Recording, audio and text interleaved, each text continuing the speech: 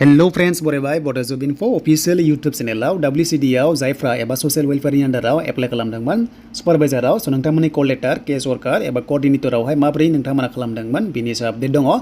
आरोबाव गोदान साख्रि बा वमेन एन्ड चाइल्ड डेभेलपमेन्टनि आन्डाराव सशियेल वेलफेयारनि आन्डाराव पस्टनि आन्डाराव नोंथांमोननि गोदान साख्रि फैदों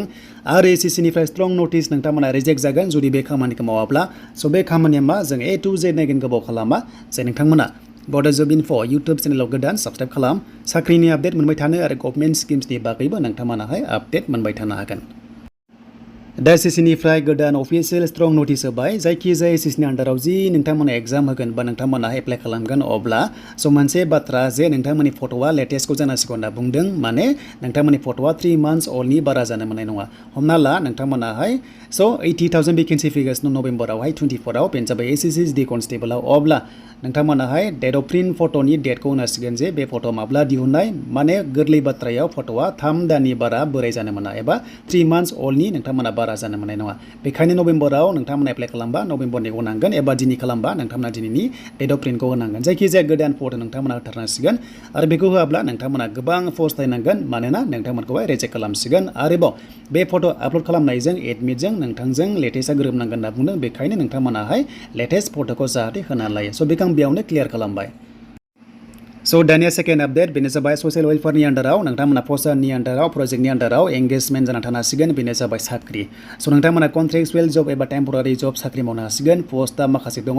लास्ट डेट 31 अक्ट'बर 2023 स' नोंथांमोना अफलाइन चेक खालामनांगोन फरमेटबो मोनखागोन डिसक्रिपसनाव दङ नोंथांमोना लिंकआव थांनानै डाउनलड खालाम बेनिफ्राय गासैबो डकुमेन्ट्सखौ जेरेक्स कपि खालामनानै सेल्फ एटेस्टेड नोंथांमोना होनो हागोन स' आं बेखौ क्लियार खालामबाय पस्टनि आन्डाराव नोंथांमोना सशियेल वेलफेयारनि आन्डाराव पस्टनि मोनसे प्रजेक्ट थायो बेयाव नोंथांमोननि साख्रि ओंखारदों आरो बे पस्ट एप्लाइ खालामबा मा नांगोन जों दानिया नायनोसै दा सेलेरिया 18,000 निफ्राय 30,000 पार मा नोंथांमोना मोनगोन बैसोआ 21 निफ्राय 38 इयारसिम आरो मोनसे डिस्ट्रिक्टआव सासे दङ बेयाव गासै मोनबा दङ बाक्सा हजाय तामुलपुर धेमाजि हाइलाकान्दि नोंथांमोना बेवहाय मोननो हादों आरो बे फर्मखौ साबमिट खालामनांगोन डिस्ट्रिक्ट सशियेल वेलफेयार अफिसाव नोंथांमोनाहाय साबमिट खालामनांगोन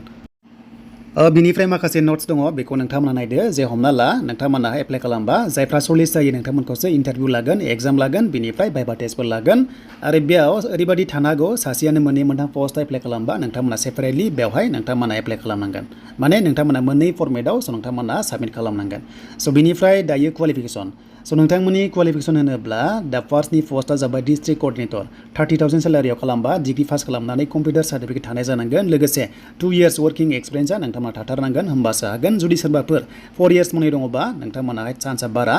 जब रलखौ नोंथांमोना राइट साइडआव नायदो बेनिफ्राय प्रजेक्ट जबावहाय बेफोरबायदिनो एक्सपिरियेन्स सार्टिफिकेट बिनाय जायो जाहाथे दङब्ला नोंथांमोनाहाय खालामनो हागोन अके बेवहाय फ्रेस जाहोनाय नङा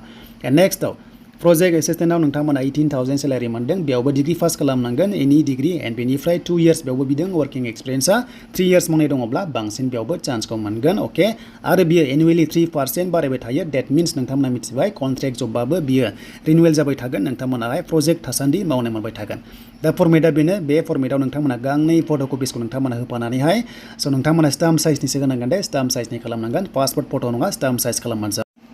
स' बेनिफ्राय दाखालि बावै जायफ्रा आंनि भिडिअ नायनानै WCD नि आन्डाराव नोंथांमोनाहाय कन्ट्रेक्ट जब एप्लाइ खालामदोंमोन दा बिनि कल लेटारा थांगासिनो दङ नोंथांमोना मेलावहाय चेक खालामनांगोन